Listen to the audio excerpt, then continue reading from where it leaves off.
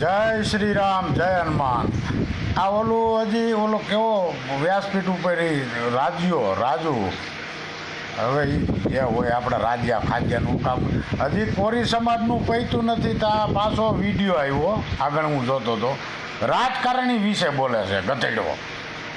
તો આ રાજકારણીનો દેશ છે. રાજકારણ ન હોત ને તો હજી અંગ્રેજોની ચાટતા હોત, ગુલામી કરતા હોત, તો હજી તું વ્યાસપીઠ ઉપર ન બેઠો હોત.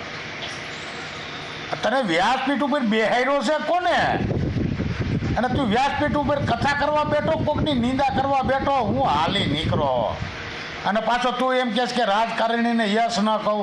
હવે તું હું હારા રાજકારણીને યશ કહે. હવે તારો યશ થઈ ગયો.